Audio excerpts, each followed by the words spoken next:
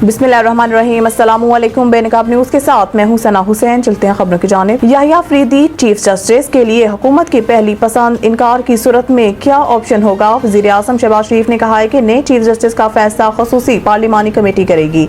वज़ीर आज़म का कहना था कि वो सदर आसिफ अली जरदारी और army chief general Asim Munir Malik सियासी और माशी इस्तेहकाम के मामलात पर एक पेज पर हैं। उन्होंने मजीद कहा है कि आईनी तरमीम सियासी इस्तेहकाम को यकीनी बनाएगी और ये मुल्क के माशी इस्तेहकाम के लिए ज़रूरी है। वाजिया रहे कि चीफ जस्टिस की तकर्री के लिए खसूसी पार्लिमानी कमेटी तश्कील दे दी गई है। कौमी असम्बली सेक्रेटेरिएट ने खसूसी पार्लिमानी कमेटी की तश्कील का नोटिफिकेशन भी जारी कर दिया है। 26वीं आईनी तरमीम के नफाज के बाद चीफ जस्टिस पाकिस्तान कासिफ फाइज़ आज रात 12 बजे तक 3 सीनियर जजेस के नाम देने के पाबंद हैं, जिनमें से नए चीफ जस्टिस का इंतखाब किया जाएगा। पीटीआई का खसूसी पार्लिमानी कमेटी के इजलास से अलग रहने का फैसला। पीटीआई की जानिब से रात के जारी किए गए एलामिया में कहा गया है कि तहरीक इंसाफ की सियासी कमेटी के अहम इजलास में जजेस की तकर्री के लिए बनाई गई खसूसी पार्लिमानी कमेटी के इजलास से अलग रहने का फैसला किया गया है। एलामिया में कहा गया है कि इजलास में 26वीं आईनी तरमीम के हक में वोट देने वालों के खिलाफ कार्रवाई की भी मंजूरी देते हुए वोट देने वाले अरकान की बुनियादी पार्टी रुकनीत मनसूख करने और तादीबी कार्रवाई पर भी इत्तफाक किया गया है। पीटीआई की जानिब से जारी एलामिया के मुताबिक पार्टी से राब्त मुनक़िता करने वाले दीगर अरकान को शोकास नोटिस के इजरा की भी मंजूरी दी गई। पीटीआई की सियासी कमेटी की जानिब से अरकान पार्लियामान से हुकूमती हलकों से राब्त कायम करने पर अपनी पोजीशन वाज़िया करने का कहा जाएगा और इन अरकान के जवाबात की रोशनी में इनके मुस्तकबिल का तयन किया जाएगा।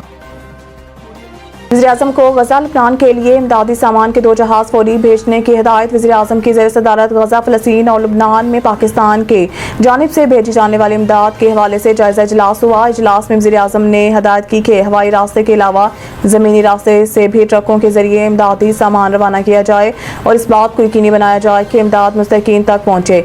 इमदादी सामान की तरसील के हवाले से वज़ीर आज़म ने फ़लस्तीन, लबनान, उर्दन और मिस्र में तैनात पाकिस्तानी सफरा से रवाब्त मज़ीद बेहतर बनाने की हिदायत की। वज़ीर आज़म ने अपील की कि पाकिस्तानी अवाम बिलख़ुसूस साहिब सरवत अफराद बढ़ चढ़ कर वज़ीर आज़म रिलीफ फंड बराए गजा लबनान में एहतियात जमा करवाएं। इजलास को लबनान गजा में पाकिस्तान की जानिब से इमदादी कार्रवाइयों पर ब्रीफिंग दी गई, जिसमें बताया गया है कि पाकिस्तान की जानिब से गजा लबनान में इसराइली जारहिया से मुतासरा बहन भाइयों के लिए सर्दी से बचाने वाले टेंट, कपड़े, कंबल, अद्वियात, अशिया खुर्दनोश भिजवाए जा रहे हैं। तोशाखाना केस FIA की बुशरा बीबी की दरख्वास्त जमानत की मुखालफत। हाई कोर्ट में बुशरा बीबी की तोशाखाना केस में जमानत की दरख्वास्त पर समाअत हुई। FIA प्रोसिक्यूटर ने बुशरा बीबी को दरख्वास्त जमानत की मुखालफत की।